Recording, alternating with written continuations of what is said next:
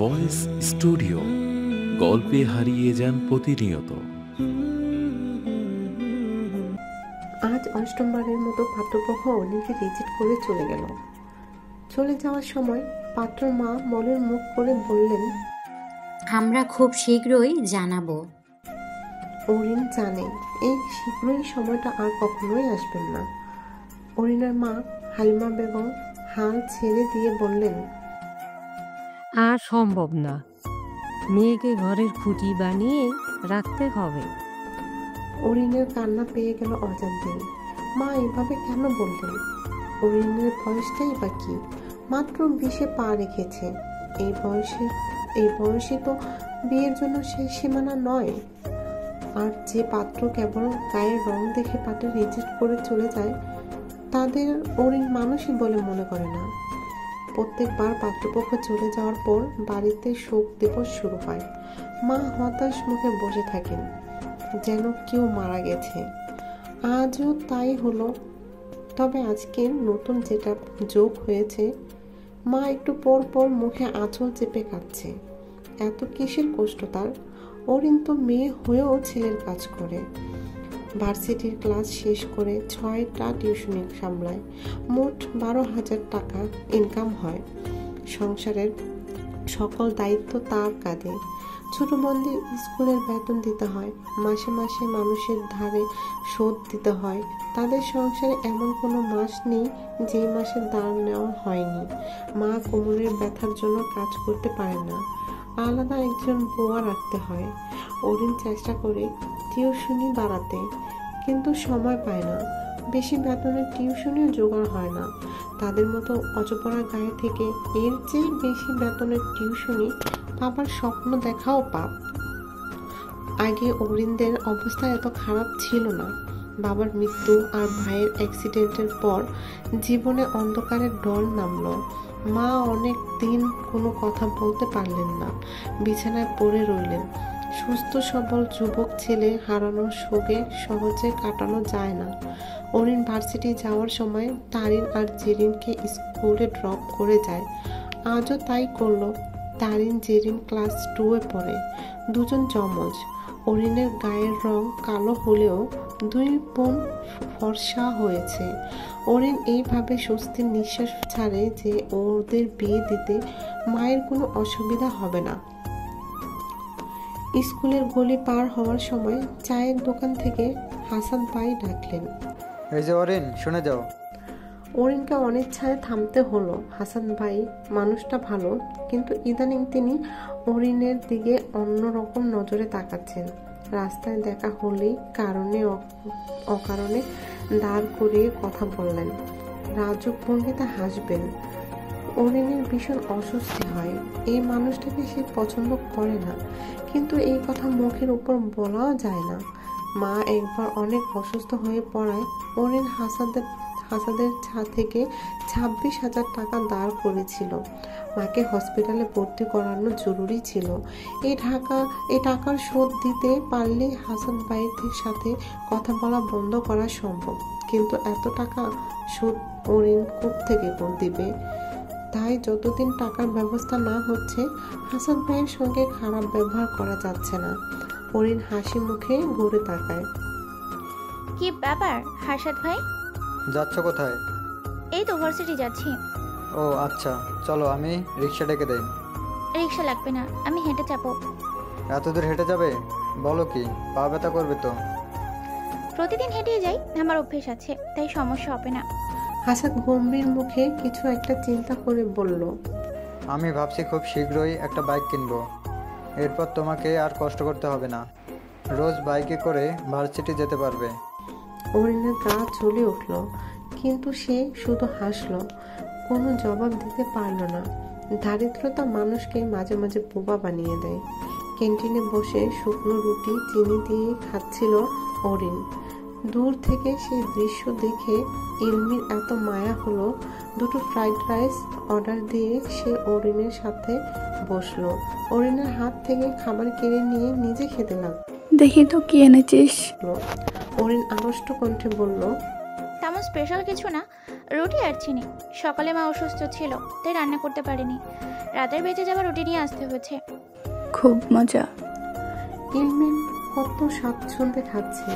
অরিনের মন ক্রমশ খারাপ হতে লাগলো।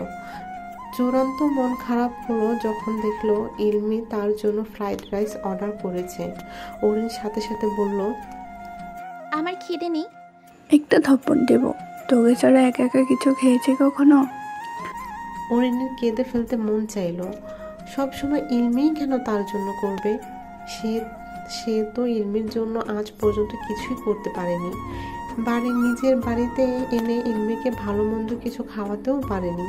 প্রথম যেদিন ইলমি তাদের বাড়িতে গেল, মেনুতে তখন ছিল কেবল ডাল আর শুটকির ভর্তা। ইলমি ঝাল খেতে পারে না, আবার এত বড় ঘরের মেহমানকে শুধু ডাল খেতে দেওয়াও যায় না। অরিন কোনো মতে একটা ডিমের ব্যবস্থা করলো। মাসের শেষ তখন, হাতে টাকা না করিও নেই। রাসেল ভাইয়ের দোকান থেকেই ডিম একটা বাকি আনা হলো। সেই ডিম ইলমিকে খাওয়ার জন্য সময় অসহায় চোখে তাকিয়েছিল তারিন আর জেরিন। কতদিন তারা ডিম খায় না। তারিন রোজই ডিম খাওয়ার জন্য বায়না করে। ইলমি নিজের ডিমটুকু 3 ভাগ করে জেরিন আর তারিনকে নিয়ে খেল। অরিনের এই দিক দিয়ে নিজেকে সৌভাগ্যবতী মনে হয়। ইলমির মতো বন্ধু পাওয়া ভাগ্যের ব্যাপার। ইলহান আবার মনে করার চেষ্টা করলো। মেয়েটার গায়ের রং কালো ছিল, কিন্তু শাড়ির রং ছিল সাদা, দবদবে সাদা। চোখ দুটি উজ্জ্বল, ঝকঝকে আর গভীর। চেহারায় আত্মবিশ্বাসের ভাব প্রবল। এত রূপসী একটা মেয়ে, অথচ ইলহান তার নামটাই মনে করতে পারছে না। উফ! ইলমি ভার্সিটি থেকে ফেরার সাথে সাথেই ইলহান বোনের ঘরে হানা দিল। শোন, সেদিন যে নাইট পার্টিতে তোর বান্ধবী এসেছিল, তার নাম কি? ইলমি হতাশ গলায় বলল, ভাইয়া, নাইট পার্টিতে আমার মোট 8 জন বান্ধবী এসেছিল। তুমি কার নাম জানতে চাইছো? ওই যে অনেক সুন্দরী, সাদা শাড়ি পরেছিল। সুন্দরী আবার সাদা শাড়ি? ইলমি ভাবলো কিছুক্ষণ, মনে পড়তেই বলে উঠল, বুঝেছি, মেঘার কথা বলছো নাকি? আমি কিভাবে জানবো? আমি তো তার নাম জানি না। আমাদের ফ্রেন্ডস গ্রুপে তো মেঘাই সবচেয়ে সুন্দরী, আর সেদিন সেই সাদা শাড়ি পরে এসেছিল। তাহলে হয়তো মেঘাই। তুমি ওকে কেন খুঁজছো ভাইয়া? সে রাতে ও আমার একটা উপকার করেছিল, কিন্তু আমি ওকে ধন্যবাদ জানাতে পারিনি। তুই কি ওকে একদিন বাসায় আসতে বলবি? ইলমি মুখ টিপে হাসলো, মাথা কাত করে বলল, আচ্ছা, বলবো। ঠিক আছে, বলিস কিন্তু মনে করে। মেঘা, মেঘা, মেঘা। নামটা আওড়াতে আওড়াতে ঘর থেকে বের হয়ে গেল ইলহান। ইলমির কেবল হাসি পাচ্ছে। অবশেষে তার নাক উঁচু রাজপুত্রের মতো দেখতে বাড়িটা কোনো মেয়েকে পছন্দ করেছে। অরিন বাড়ি ফিরতেই তাজ্জব বনে গেল। হাসান ভাই এসেছে। তারিন আর জেরিনের জন্য chips, juice, cake, biscuit, ice cream এনে টেবিল ভরে ফেলেছেন। দুজন বিছানায় বসে পা দুলিয়ে আরামে খাচ্ছে। মায়ের চেহারা অত্যন্ত হাসি হাসি। অরিন রুমে প্রবেশ করতেই হালিমা আলমারি থেকে শাড়ি বের করে দিয়ে বললেন, আজ আর টিউশনিতে যাওয়ার দরকার নেই। হাসা তোর জন্য এসেছে, তোকে নিয়ে কোথাও ঘুরতে যাবে। এতক্ষণ ধরে বসে আছে ছেলেটা, তুই ফোন ধরছিলি না কেন? আমি বাসায় ছিলাম মা, আর আমি টিউশনিতে যাব না কেন? বাচ্চাগুলোর পরীক্ষা, আমাকে যেতেই হবে। এই সময় মিস দিলে গার্ডিয়ান রেগে যায়। এইসব ফকিন্নিদের টিউশনি ছাড়তো আর করতে হবে না। হাসাদের সাথে তোর বিয়েটা হয়ে গেলেই আমাদের সব সমস্যার সমাধান হয়ে যাবে। তখন আমরা সবাই খুব ভালো থাকবো। তোরও পাড়ায় পাড়ায় গিয়ে টিউশনি করে বেড়াতে হবে না। তুমি সব কি বলছো মা? আমি কেন ওনাকে বিয়ে করব? উনি একটা অশিক্ষিত গুন্ডা। হালিমা কটমট করে বললেন, তোর জন্য কি এখন ডিগ্রিধারী রাজপুত্র আসবে? হাসাদ অশিক্ষিত হলেও অবস্থা সম্পন্ন। এমন ছেলে পাওয়া আর আকাশের চাঁদ হাতে পাওয়া একই কথা। তাও নিজে থেকে তোকে পছন্দ করেছে। ঢং করবি না অরিন। হাসাদের সাথে যদি তোর বিয়ে না হয় তাহলে আমার বিষ খাওয়া ছাড়া আর কোনো উপায় থাকবে না।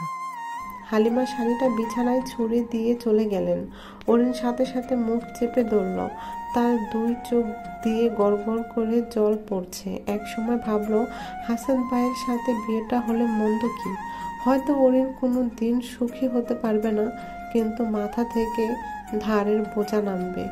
অরিনের বোন দুটো একটা নিশ্চিত জীবন পাবে। মা অনেক দিন পর স্বস্তির নিঃশ্বাস ফেলবেন। অরিন শাড়ি পরে তৈরি হয়ে নিল। আজ সে হাসান ভাইয়ের থেকে আরও 5,000 টাকা ধার চাইবে। ঘর ভাড়া বাকি পড়ে আছে। সামনের মাসে টাকা দিতে না পারলে বাড়ি ছাড়া হতে হবে। টাকার জন্য হলেও হাসান ভাইয়ের সাথে ঘুরতে যাওয়াটা দরকার। দরিদ্রতা মানুষকে মাঝে মাঝে আত্মসম্মানহীন বানায়। মেঘা খুশিতে ঝুমঝুম করছে। একবার একে জড়িয়ে ধরছে তো আরেকবার ওকে। অরিন অবাক হয়ে ইলমিকে জিজ্ঞেস করলো, এর আবার কি হলো? ইলমি হাসতে হাসতে বলল, আমার বড় ভাই মেঘাকে বাড়ি নিয়ে যেতে বলেছে। এটা শুনেই এত খুশি হবার কি আছে? আমিও বুঝতে পারছি না, ওকে জিজ্ঞেস কর। অরিন আর জিজ্ঞেস করতে গেল না। মেঘাকে তার প্রচণ্ড অহংকারী মনে হয়। ক্লাসে কখনো অরিনের পাশে মেঘা বসেনি। প্রথম দিন যখন ইলমি অরিনের সাথে মেঘার পরিচয় করিয়ে দিল, তখন মেঘা এমনভাবে নাক কুঁচকিয়েছিল যেন অরিন নোংরা জাতির কিছু। অরিন অবশ্য মন খারাপ করেনি, এই ধরনের ব্যবহার সে অভ্যস্ত। কিন্তু মেঘার সাথে অরিন কখনো নিজ থেকে কথা বলে না। ইলমির ভাইয়ের কথা বেশ ভালো করেই মনে আছে অরিনের। 2 মাস আগে অস্ট্রেলিয়া থেকে ফিরেছে। দেখতেও অস্ট্রেলিয়ান হিরোর মতো। গায়ের রং এত ফর্সা যে শ্বেত রুগী বলে ভ্রম হয়। অরিন এত ফর্সা ছেলে মানুষ আগে কখনো দেখেনি। তবে মানুষটা একটু পাগলাটে ধরনের। সেদিন রাতে অরিন না ধরলে তোর 7 তলার ছাদ থেকে ঝাঁপ দিয়ে দিচ্ছিল। নাইট পার্টি হচ্ছিল ইলমিদের ছাদে। বিশাল বড় বাউন্ডারি দেওয়া ছাদে এক পাশে সুইমিং পুল আর অন্য পাশে দোলনা। যে পাশে সুইমিং পুল ছিল সেখানে ইলমিরা হইচই করছিল। ঠিক তার বিপরীত পাশে দোলনায় নিঃসঙ্গের মতো বসে রয়েছিল ইলহান। অরিনের বাড়ি থেকে মা ফোন করে জানালো ঘরে রান্না করার মতো কিছু নেই, অরিন যাতে বাজার নিয়ে ফিরে। সাউন্ড বক্সে তখন গান চলছিল তীক্ষ্ণ শব্দে। অরিন এত শব্দের মাঝে মায়ের একটা কথাও বুঝতে পারছিল না। সে ছাদের অন্য পাশে চলে গেল। তখনও অরিন জানতো না যে ছাদে ওই পাশে একটা ছেলে বসে আছে। হঠাৎ 6 ফুট সাইজের বিশাল দীর্ঘদেহী মানুষটাকে ছাদের কার্নিশে দাঁড়ানো দেখে ভয়ে আত্মা কেঁপে উঠল অরিনের। মুখ দিয়ে ছিটকে বেরিয়ে এলো চিৎকার। ওই পাশে এত হইচই এর মাঝে অরিনের চিৎকার কেউ শুনল না। এমনকি যে মানুষটাকে দেখে অরিন চিৎকার দিয়েছে সেও কোনো হেলদোল দেখালো না। দেয়ালের উপর দাঁড়িয়ে কেমন নেশাগ্রস্তের মতো টলতে লাগলো। যে কোনো সময় পড়ে যেতে পারে। বিপদের আশঙ্কা দেখে অরিন প্রায় ছুটে গেল। ছেলেটির দবদবে সাদা হাত ঝাপটে ধরল। চোখ পিটপিট করে ছেলেটা অরিনকে একবার দেখার চেষ্টা করলো। তার আগে অরিন শরীরের সর্বশক্তি দিয়ে তাকে নিচের দিকে টেনে আনলো। ইলহানের নিয়ন্ত্রণহীন বিশাল দেহটা তুমুল বেগে এসে অরিনের ছোট্ট শরীরের উপর পড়ে গেল। একটা ঘাড়ও শব্দ হলো। অরিন কয়েক মুহূর্ত চোখ মুখে অন্ধকার দেখতে পেল। 2 পায়ে তীক্ষ্ণ ব্যথা অনুভব করলো। নিঃশ্বাস বন্ধ হয়ে আসতে চাইল। ছেলেটি অরিনের গা থেকে উঠে বসতেই অরিন নিঃশ্বাস নিতে পারল। এই, আপনি কি সুইসাইড করতে যাচ্ছিলেন? বিচলিত ভঙ্গিতে প্রশ্নটা ছুড়ে দিয়ে অরিন হাঁপাতে লাগলো। অনেক কষ্টে উঠে বসতে পেরেছে সে, কিন্তু দাঁড়াতে পারবে নাকি এই ব্যাপারে নিশ্চিত হতে পারল না। পায়ে প্রচন্ড ব্যথা করছে। ছেলেটা মোজন মারাত্মক। ইলহান মাথা নিচু করে চুপচাপ বসে আছে। অরিন আবার বলল, দেয়ালের উপরে দাঁড়িয়েছিলেন কেন? যদি পড়ে যেতেন? পড়ে যাওয়ার জন্যই তো উঠে দাঁড়িয়েছিলাম। মাঝখান থেকে আপনি চলে এলেন। কেন এলেন? মানুষটার কণ্ঠস্বর কেমন জড়ানো, চোখ ভালো মতো মেলাতে পারছে না, আধবোঝা হয়ে আছে। অরিনের বুঝতে বাকি নেই। আপনি কি অ্যালকোহলিক? কিছুটা। সুইসাইড করার জন্য কি নেশা করেছেন? ঠিক ধরেছেন। কিন্তু কেন? আপনি সুইসাইড কেন করতে চান? আপনার জীবনটা তো অনেক সুন্দর। এত সুন্দর জীবন রেখে কোন পাগলে মরতে চায় বলুন তো? ইলহান হাসলো, তাচ্ছিল্যপূর্ণ হাসি। কে বলেছে আমার জীবন সুন্দর? কেউ বলেনি, কিন্তু আমার মনে হয় আপনি পৃথিবীর সুখী মানুষদের মধ্যে একজন, যার এত বড় বাড়ি আছে, এত সুন্দর বাড়ির ছাদ আছে। সে ইচ্ছে করলে মাথা উঁচু করে আকাশ দেখতে পারে, ঠান্ডা রুমে ঘুমাতে পারে, মা বাবা বোনদের নিয়ে দেশে বিদেশে ঘুরতে যেতে পারে। তার আবার কষ্ট কিসের? ইলহান শব্দ করে হেসে বলল। বরাট কণ্ঠের হাসির ছন্দটা বাজতে লাগলো দেয়ালে দেয়ালে। অরিন অবাক হয়ে তাকালো। হাসছেন যে? আমি কিছু ভুল বলেছি? আপনার কি ধারণা কেবল টাকা পয়সা, দেশ বিদেশে ঘুরে বেড়ানো, আকাশ দেখা, পরিবার, এসবের মধ্যে কি সুখ নিহিত? সুখ আসলে কিসের মধ্যে নিহিত তা আমরা কেউ জানি না। তবে যখন আমরা সুখে থাকি তখন সেই সুখের মর্ম বুঝি না। সুখ নির্ভর করে আমাদের সন্তুষ্টির ওপর, কিন্তু সমস্যা হলো আমরা কখনোই সন্তুষ্ট হই না, তাই সুখ আমাদের কাছে ধরা দেয় না। ভালোই বলেছেন, কিন্তু আমার জীবনে সন্তুষ্ট হওয়ার মতো আজ পর্যন্ত কোনো ঘটনাই ঘটেনি। ইলহানের কণ্ঠস্বর বেশ তীক্ষ্ণ। অরিন সাহস্যা বললেন, এই কথা আপনি কিভাবে বললেন? সবার জীবনেই দুঃখের পাশাপাশি কিন্তু সুখের ব্যাপারটাও ঘটে। আপনার জীবনে কি কখনো খুশির ব্যাপারটা ঘটেনি? হুম। হঠাৎ করে ধমকা বাতাসে অরিনের শাড়ির আঁচল উঠতে লাগলো। ইলহানের লালচে চুলগুলো কপাল ছেড়ে বাতাসের সাথে খেলতে লাগলো। প্রশান্তির একটা স্পর্শ এসে শরীর ছুঁয়ে যেতে লাগলো। অরিন মসৃণ হেসে বলল, দেখলেন তো, আপনি যে মিথ্যে বলছেন তা এই মাত্র প্রমাণ হয়ে গেল। ইলহান ভ্রু কুঁচকালো। কিভাবে? এই তো, এই মাত্র আপনার জীবনে খুশির ব্যাপারটা ঘটলো। কত সুন্দর একটা বাতাস এসে মনটা ভালো করে দিল। দেখলেন, আরো খুশির ব্যাপার ঘটবে যদি আজ বৃষ্টি হয়। বৃষ্টি বাতাসের সঙ্গে খুশির কি সম্পর্ক? সম্পর্ক আছে। যখন বৃষ্টি হয় প্রকৃতিতে একটা উৎসবের আমেজ তৈরি হয়। খিলখিল করে হাসতে থাকে আকাশ আর মাটি।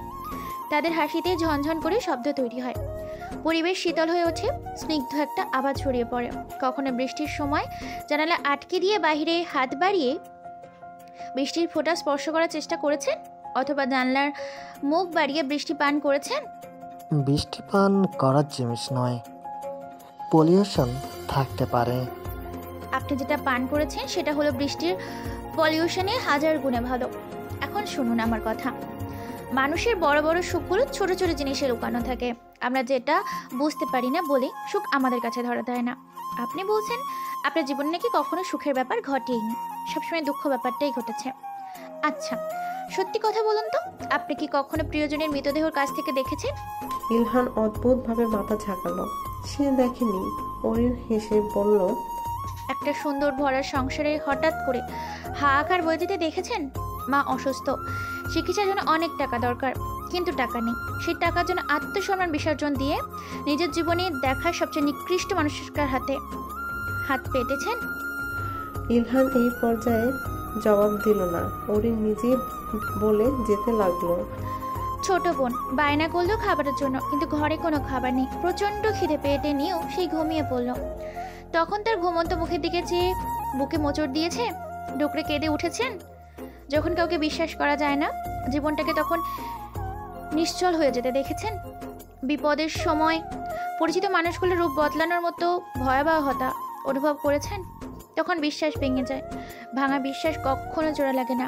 একটা জীবনে এত কষ্ট দেখার পরেও আমি যদি ছোট ছোট বিষয়ে সুখ খুঁজে পেতে পারি, তাহলে আপনি কেন পারবেন না?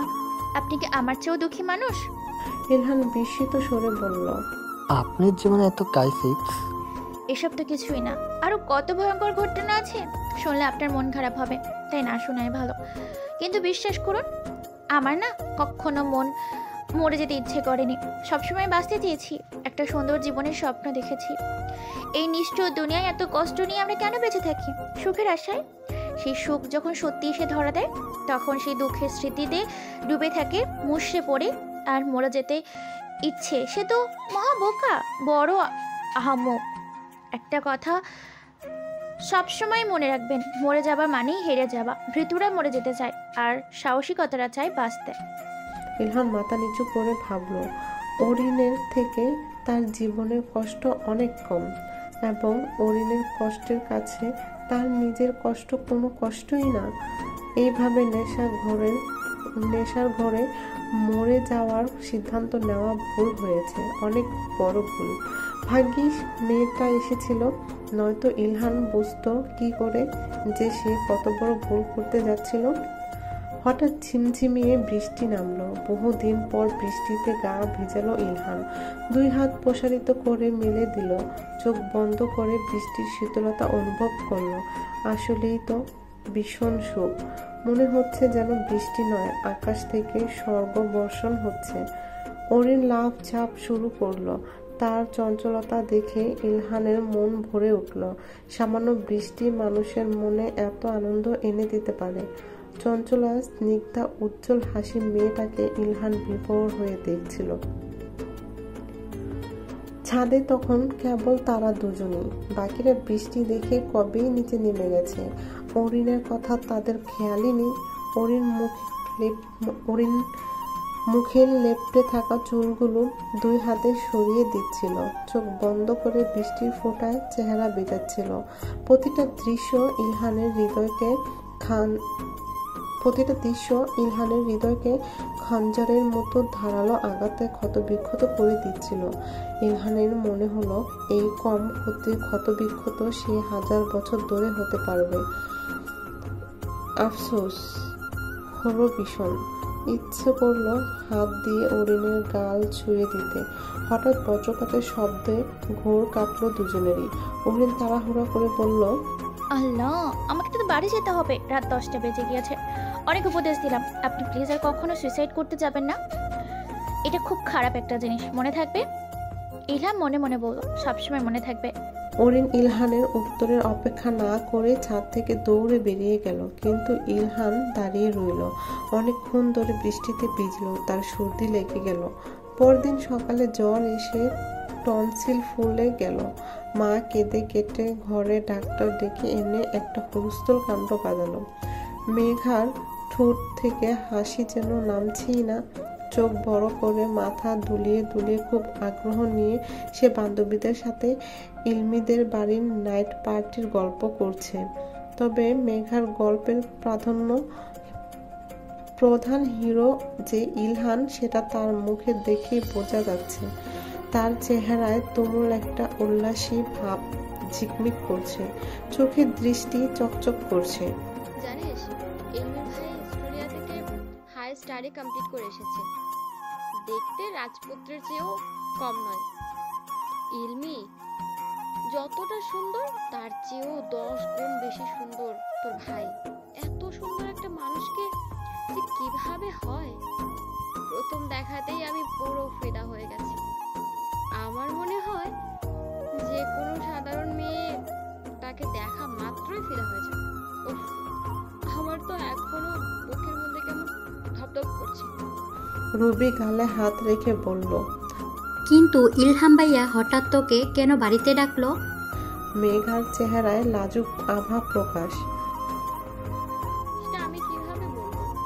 তবে সেদিন না উনি আমার দিকে বারবার লক্ষ্য করছিলেন। আমি খেয়াল করেছি পার্টিতে এত মেয়ে, উনি সবাইকে অ্যাভয়েড করে শুধু আমার দিকেই তাকিয়ে কেন দেখতে গেল বলতো? আবার শুধু আমার সাথেই কথা বলেছে, অন্য কারোর সাথে বলেনি। এমন কেন করবে বল? আর সে মজার ছলে বলে উঠল, এবার তোকে ডেকেছে কি জন্য? প্রপোজ টপোজ করবি নাকি? দেখি যাবার। মেঘা মুখে 2 হাত চেপে বলল, তাহলে আমি সাথে সাথে হার্ট অ্যাটাক করব। এমন কথা তোরা বলিসই না প্লিজ। আমার হার্ট স্টপ হয়ে যাবে। হো হো করে হেসে উঠল সবাই। মেঘা অসহায় মুখে বলল, হ্যাঁ, হাসছিস কেন তোরা? অরিন দীর্ঘশ্বাস ছাড়ল। মেঘা এখানে বসে একদমে অনেকগুলো মিথ্যে কথা বলে ফেলেছে। মানুষ এত মিথ্যে বলে কি কি মজা পায়? ইলহান ভাই মেঘার দিকে একবারও তাকায়নি। তিনি তো মেয়েদের সাইডেও আসেনি। পার্টি হয়েছিল ইলমিদের বাড়ির ছাদে। ইলহান যেখানে বসেছিল সেটা একদম ছাদের বিপরীত পাশে। তিনি সারাক্ষণ একা একাই ছিলেন, একবারের জন্য মেয়েদের মাঝে আসেননি। শুধু ইলমি যখন সবাইকে পরিচয় করাতে নিয়ে গেল, তখন তিনি একবার মেঘার দিকে তাকিয়ে বলেছিল হ্যালো, এইটুকু। ব্যাপারটাকে মেঘা ঘুরিয়ে ফিরিয়ে এমনভাবে বলছে কেন? এতে কি মজা পাচ্ছে সে? অদ্ভুত মেয়ে মানুষ। বাড়ি ফিরে অরিনের মন খারাপ হয়ে গেল। মা আবার হাসান ভাইয়ের সাথে বিয়ের বিষয়টা নিয়ে কথা বলতে লাগলো।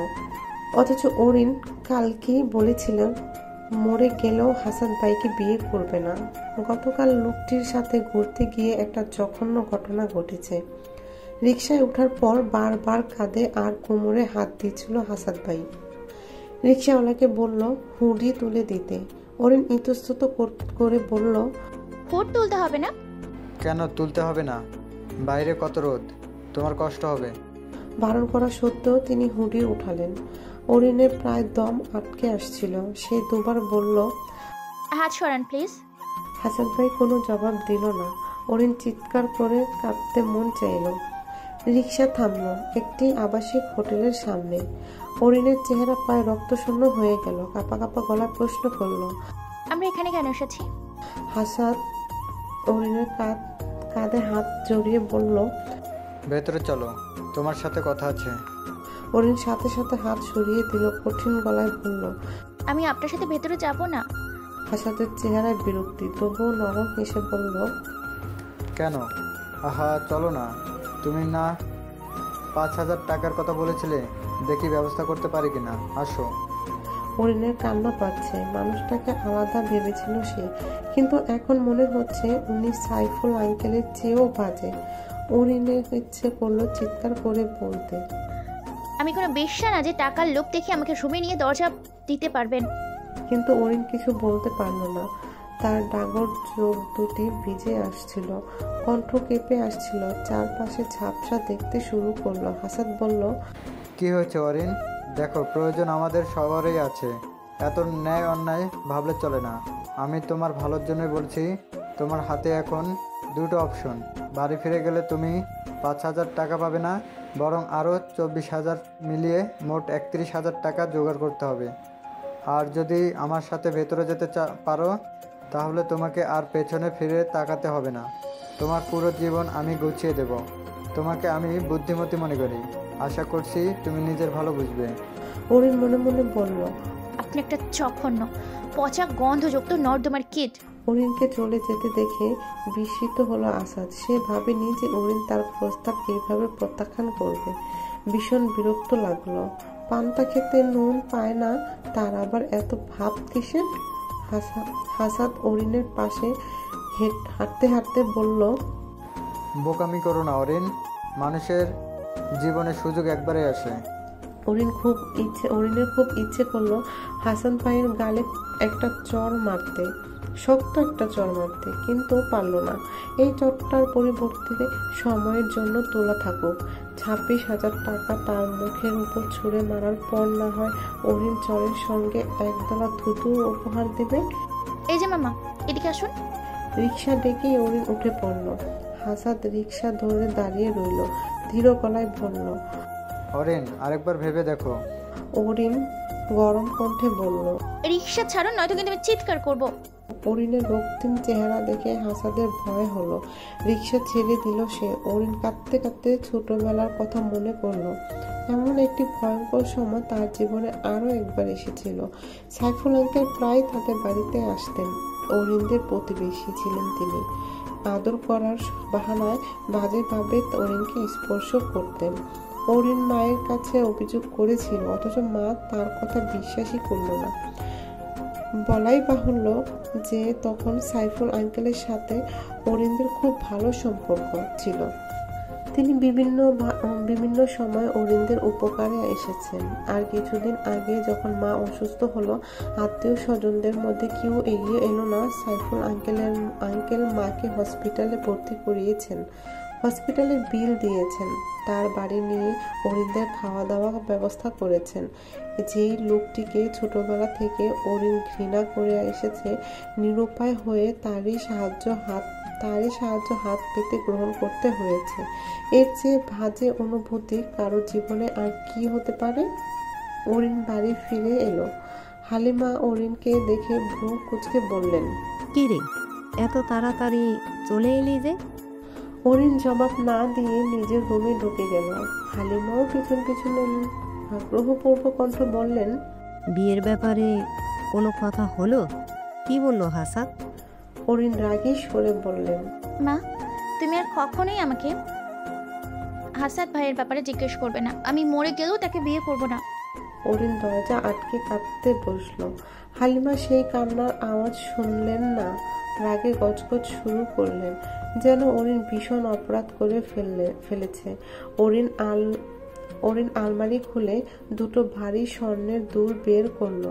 জীবনে কত ঝড় জালচা গেছে, কিন্তু কখনো এগুলো হাত দেওয়ার সাহস হয়নি।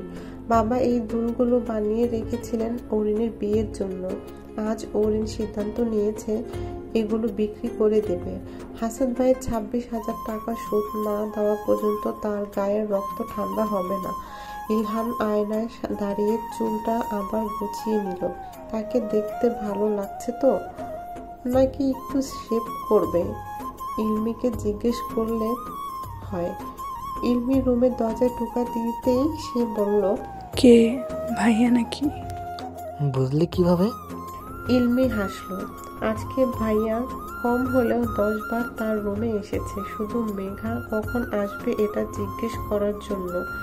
এত আগ্রহের পেছনের রহস্য বুঝতে ইলমির অসুবিধা হচ্ছে না, তার বেশ ভালোই লাগছে। অবশেষে ভাইয়া কোনো একটা মেয়েকে তার পছন্দ হলো। কিন্তু মাঝে মাঝে ইলমির মনে হয় ভাইয়ার পছন্দ করা মেয়েটি মেঘা না হলেই ভালো হতো। মেঘাকে ইলমির তেমন একটা পছন্দ নয়, কিন্তু কি করার, ভাইয়া যেহেতু পছন্দ করেছে তাই ইলমিকেও মেনে নিতে হবে। ইলহান আয়নার দিকে চেয়ে বিভ্রান্ত স্বরে বলল, আচ্ছা ইলমি, আমার কি দাড়িটা শেভ করা উচিত? হঠাৎ দাড়ি শেভ করবে কেন? ইলহান নাজুক মুখে বলল, না, এমনি বলছিলাম। তোমাকে দাড়িতে বেশি সুন্দর লাগে। ও আচ্ছা। যদিও ইলহান জিজ্ঞেস করেনি, তবু ইলমি বলল, মেঘারা ঠিক বিকাল 5টায় আসবে।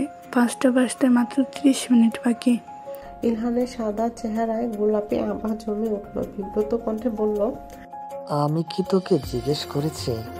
ইলমি মুখ টিপে হেসে ফেলল, বলল, জিজ্ঞেস না করলেও আমি জানি তোমার মন আঁকুপাকু করছে। তুমি বরং একটা কাজ করো, ঘরে গিয়ে গড়ি ধরে বসে থাকো। আর মাত্র 32 মিনিট, 1 মিনিট অলরেডি হয়ে গেছে। ইলহানের খুব অস্বস্তি লাগছে, তবুও বলল, তুই কজনকে আসতে বলেছিস? 5 জন। এতজনকে কি বলার দরকার ছিল? শুধু মেঘাকে বললেই হতো। তোমার চিন্তা ভাবনা শক্তি কি বোধ হয়ে গেছে ভাইয়া? মেঘা আমার ক্লাসমেট, ওর সাথে আমার খুব ভালো সম্পর্ক নেই। এখন হঠাৎ যদি ওকে একা বাসায় ইনভাইট করি, তাহলে ওনারা সন্দেহ করবে না? ও আচ্ছা, ঠিক। ইলমি হাসি হাসি চেহারায় ভাইয়ের দিকে তাকিয়ে আছে। ইলহান বিরক্ত হয়ে উঠে চলে এলো। না জানি মনে মনে কি ভাবছে মেয়েটা। ইলহান তো শুধু মেঘাকে ধন্যবাদ দিতে চায়, তবে এটা ঠিক যে ধন্যবাদ দেওয়ার থেকেও ইলহানের মন বেকুল হয়ে আছে তার স্নিগ্ধ মুখটা দেখার জন্য। মেঘারা এলো ঠিক সন্ধ্যা 6:30টায়, পুরো 1.5 ঘন্টা দেরি। এতে দেরি হওয়ার কারণ মেঘার সাজগোজ। মেয়েটা ভয়ঙ্কর সাজ দিয়েছে। সামান্য একটা কারণে এমন বিয়ে বাড়ি মার্কা সাজ না দিলেও চলতো। ইলমি অবশ্য মেঘাকে কিছু বলল না, কিন্তু তার চূড়ান্ত বিরক্ত লাগছে। এমন একটা মেয়েকে তার ভাই যে কেন পছন্দ করলো, ধুর। ইলমি সবাইকে নিয়ে ইলহানের রুমে এলো, কিন্তু দেখা গেল ইলহান অপেক্ষা করতে করতে ঘুমিয়ে পড়েছে। সবাইকে বাহিরে দাঁড়াতে বলে ভিতরে এসে ভাইকে ডাকতে লাগলো ইলমি। ইলহান তখন স্বপ্নে মগ্ন। বাড়ির অদ্ভুত একটা স্বপ্ন দেখছিল সে। স্বপ্নে অরিন ছিল, তার চেহারা কাঁদো কাঁদো। ইলহান উতলা কণ্ঠে বলল, প্লিজ আপনি কাঁদবেন না, আমার একটুও ভালো লাগছে না। আপনার কি সমস্যা আমাকে বলুন, আমি সব ঠিক করে দেব। অরিন শুধু কেঁদেই যাচ্ছে, কোন জবাব দিচ্ছে না। ইলহানের বুকের ভেতর অসহ্য শূন্যতা অনুভব করলো। তখনই ইলমের ডাক কানে এলো, ভাইয়া উঠো, মেঘারা চলে এসেছে। ইলহান হড়বড় করে উঠে বসলো। সত্যি এসেছে? কোথায়? ইলমি মেঘাদের ভেতরে ডেকে আনলো। ইলহান সবার দিকে তাকালো, কিন্তু কাঙ্ক্ষিত চেহারাটা খুঁজে না পেয়ে হতাশ হলো। ইলমি মেঘার হাত ধরে বলল, এই যে এটা মেঘা। মেঘার হাত পা কাঁপছে। তার সামনে বসা ছেলেটি অতিমাত্রায় সুদর্শন। মেঘা চোখ তুলে তাকাতেই পারছে না, কণ্ঠ জড়িয়ে আসছে লজ্জায়। এমন অবস্থাতেই বলল, হাই। ইলহান তাকে কিছু বলল না। ইলমির দিকে চেয়ে প্রশ্ন করল, এটাই কি মেঘা? হ্যাঁ মেঘাই তো, ওকে তুমি আসতে বলেছিলে। ইলহান খুব বিরক্ত বোধ করছে। সবাইকে ঘর থেকে বের করে দিতে মন চাইছে, কিন্তু ভদ্রতার খাতিরে চুপ রইল। এর মধ্যে ইলমি বলল, তুই নাকি নাইট পার্টির দিনে ভাইয়ার কি একটা উপহার করেছিলে, সেই জন্য ভাইয়া তোকে থ্যাঙ্কস জানাতে চায়। মেঘার মনে পড়ছে না সে কি উপকার করেছিল। ইলহান গম্ভীর মুখে বলল, হ্যাঁ, আপনাকে ধন্যবাদ। কিন্তু আপনি আমাকে ধন্যবাদ কেন দিচ্ছেন? আমি না কিছু বুঝতে পারছি না। মেঘার কণ্ঠে বিভ্রান্তি। ইলহান বলল, আমিও কিছু বুঝতে পারছি না। অরিনের বিয়ের ব্যবস্থা খুব দ্রুত করা হলো। হাসান ভাই হঠাৎ বাড়ি এসে বললেন তিনি অরিনকে বিয়ে করবেন, কাজে প্রস্তুত। ঘরোয়াভাবে যত দ্রুত সম্ভব বিয়ের আয়োজন শুরু হয়ে গেল। সবচেয়ে উৎসাহী ছিলেন হালিমা। পাশের বাড়ির নাজমা ভাবিও এসে হালিমার সাথে রান্নাবান্নায় হাত লাগালেন। আজকের মধ্যে কাবিন হয়ে যাবে। নাজমার মেয়ে শিউলিও এসেছে অরিনকে বউ সাজাতে। হাসান ভাই অনেক টাকার জিনিস কিনে এনেছেন। অরিন মূর্তির মতো চুপচাপ বসে আছে, চোখের পলকটাও ফেলছে না। সে আজ অনুভূতি শূন্য। হাসান ভাই যখন বাড়িতে এলেন, অরিন তার সাথে একটাও কথা বলেন না, দরজা দিয়ে বসে রইলেন। কিন্তু মা খুব চেঁচামেচি করছিলেন। অরিন দরজা খুলতে বাধ্য হলো। তখন হাসান ভাই হুড়মুড় করে রুমে ঢুকে গেলেন। অরিন পায়ে ধরে বলল, মাফ করে দাও, আমি তোমাকে চিনতে ভুল করেছি অরিন। আর ভুল তো সব মানুষেরা হয়। আমি তো ফেরেশতা না। জানি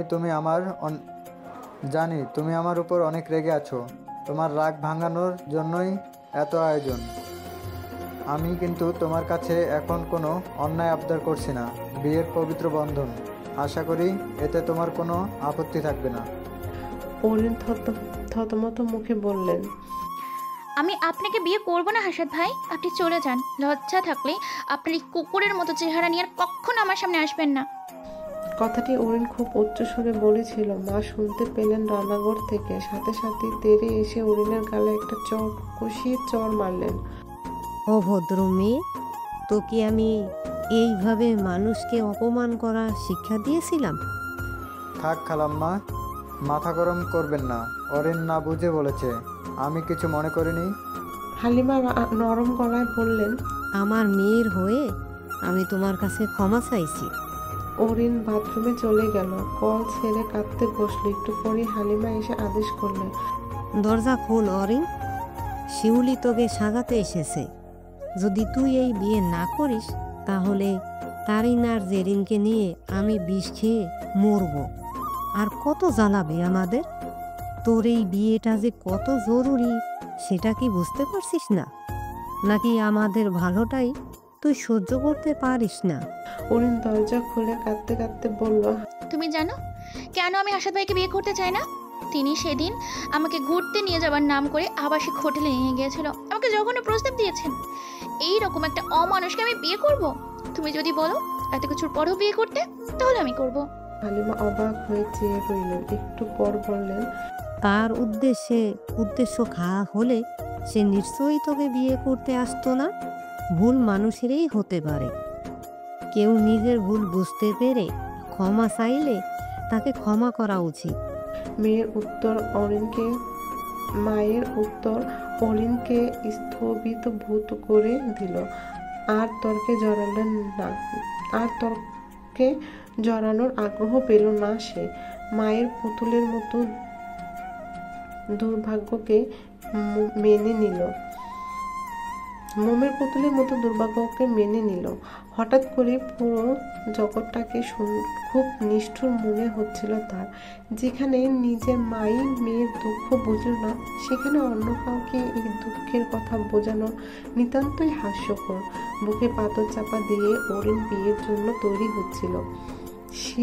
শিউলি কাজল পরানোর সময় বলল, চোখের পানিটা মুছে নাও অরিন আপু, কাজল চোখে লাগছে না। অরিন আঙ্গুলের ডগা দিয়ে চোখের জল মুছল। এমন সময় ইলমির ফোন এলো। অরিনের ইচ্ছে করছে না কারোর সাথে কথা বলতে। বারবার ফোন কেটে দিতে লাগলো, কিন্তু ইলমিও নাছুর বান্দা, অনবরত ফোন করেই যাচ্ছে। অরিনের একবার মনে হলো ফোনটা বন্ধ করে রেখে, কিন্তু করতে পারলো না। ইলমির কল রিসিভ করলো। হ্যালো অরিন, কোথায় তুই? আমি তোর বাসার সামনে দাঁড়িয়ে আছি। অরিনের বুক ধুক করে উঠল। এই রাতের বেলায় ইলমি তার বাড়িতে কেন এলো? কি হচ্ছে? তুই হঠাৎ এখানে কেন এলি? কেন, আমি কি আসতে পারি না? অবশ্যই পারিস, কিন্তু এমন না বলে কই তো তুই কখনো আসিস না। ভাগ্যিস না বলে এসেছিলাম, না হলে জানতে পারতাম না যে তোর বিয়ে হয়ে যাচ্ছে। স্বার্থপর, আমাকে জানালি না কেন? সব কথা জানতে ইচ্ছে করে না। অরিনের কণ্ঠে তীব্র হাহাকার। ইলমি কিছুক্ষণ চুপ থেকে বলল, আমার সাথে ভাইয়াও এসেছে। তুই একবার বাড়ির বাইরের পেছনের রাস্তায় আসতে পারবে? কি হচ্ছে বলতো? আগে তুই আয়, তারপর বলবো। এখন মা আমাকে বাসা থেকে বের হতে দিবে না। বিয়েটা মিটে যা, তারপর আস্তে ধীরে কথা হবে। তোরা ভেতরে এসে বস। ও ইলমি তুমুল কণ্ঠে বলল, না, এখনই আসতে হবে। আন্টি বের হতে না দিলে আমি রাজি করাবো। ইলমি এই বলে ফোন রেখে দিল। অরিন দীর্ঘশ্বাস ছাড়লো। মেয়েটা কি করতে চাইছে? একটু পর হালিমা এসে বললেন, অরিন, কেউ যাতে না দেখে এমনভাবে মাথায় বড় ঘোমটা দিয়ে বাইরে যা।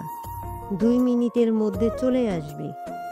ইলমি এসেছে তোকে নিতে। হালিমা যখন এই কথা বলছেন, ইলমি তখন পেছনে দাঁড়িয়ে হাসলো। অরিন জানতো ইলমি মাকে রাজি করিয়েই ছাড়বে। মা ইলমিকে খুব পছন্দ করে।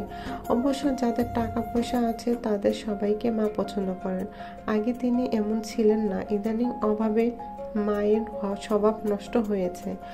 ন্যায় অন্যায় পার্থক্য তিনি বুঝেন না, শুধু বোঝেন টাকার হিসাব। কি আশ্চর্য! অরিন ইলমির সাথে বাহিরে এলো। বড় গাড়ির ভিতর বসেছিল ইলহান। ইলমি বলল, ভাইয়া তোর সাথে একটু কথা বলতে চাই। এই জন্য আমাকে বাড়ি থেকে বের করে এনেছিস? কথাটা কি পরে বলতে হচ্ছিল না? পরে বললে খুব দেরি হয়ে যেত। অরিন আগামাথা কিছু বুঝতে পারছে না। ইলমি ঠেলে অরিনকে গাড়ির ভিতরে ঢুকিয়ে দিল, দরজা লক করে দিল। অস্বস্তিতে গাঁট হয়ে বসে রইল অরিন। পাশে ইলহান মাথা নিচু করে আছে। নিস্তব্ধতা ভেঙে হঠাৎ বলল, কেমন আছেন? ভালো আছি, আপনি? এই তো ভালো। আজ বুঝি আপনার বিয়ে? প্রশ্নটা করার সময় ইলহানের কণ্ঠ কাঁপল। অরিন কি সেই কম্পন অনুভব করেছে? অরিন উত্তরে স্মিত হেসে বলল, জি। সে হাসিতে বিষাদ মাখা। সেদিনের মতো প্রাণবন্ত স্নিগ্ধ হাসি কেন হাসছে না অরিন? ইলহান ইতস্তত করে বলল, সেদিনের জন্য আপনাকে ধন্যবাদ দিতে চেয়েছিলাম। এর কোনো প্রয়োজন নেই। আমি যেটা করেছি তা আমার সাধারণ দায়িত্ববোধ। এরপর শুধুই নিস্তব্ধতা। কেউ কোনো শব্দ খুঁজে পাচ্ছে না। অরিন বিব্রত গলায় বলল, আপনি কি আর কিছু বলবেন? ইলহানের বুক ভর্তি দ্বিধা। অনুভূতির জোয়ারে ভাসছে মন, কিন্তু বলার সাহস নেই। তবুও হঠাৎ বলল, আমি কি একবার আপনার হাতটা ধরতে পারি? অরিন ভুরু কুঁচকালো, কিছুটা অবাক হলেও সপ্রভিত হেসে বলল, ঠিক আছে, ধরুন। ইলহান অরিনের হাত ধরল। তার চেহারায় তৃপ্তির হাসি ঝলমল করছে। গোল মাখা গলায় বলল, আপনি আমাকে জিজ্ঞেস করেছিলেন আমার জীবনে খুশি হওয়ার মতো ব্যাপার কখনো ঘটেছে কিনা। তখন আমি জবাব দিতে পারিনি, কারণ মনে রাখার মতো কিছুই খুঁজে পাইনি। কিন্তু আজ মনে হচ্ছে পেয়েছি। কি পেয়েছেন? এমন সময় ফোন বেজে উঠল। মায়ের নম্বর। অরিন বিচলিত কণ্ঠে বলল, এই তো মা ফোন করেছেন, আমাকে যেতে হবে। অরিন গাড়ি থেকে নামতে নিলেই ইলহান তার হাতটা আরো শক্ত করে চেপে ধরল। অরিন বিস্মিত গলায় বলল, কি ব্যাপার? ইলহান আকুল কণ্ঠে অনুরোধ করল, আমার হাতটা আর কিছুক্ষণ ধরে থাকবেন প্লিজ। কতক্ষণ? বড় অধৈর্য কণ্ঠে জিজ্ঞেস করলো অরিন। ইলহান বিড়বিড় করে বলল, জানি না, হয়তো সারা জীবন। বাহিরে হঠাৎ বৃষ্টির তোলপাড় শুরু হলো। ঝমঝম শব্দ করে হাসছে আকাশ আর মাটি। পরিবেশে স্নিগ্ধতা ছড়িয়ে পড়েছে। অরিন ইলহানের হাতটা ধরে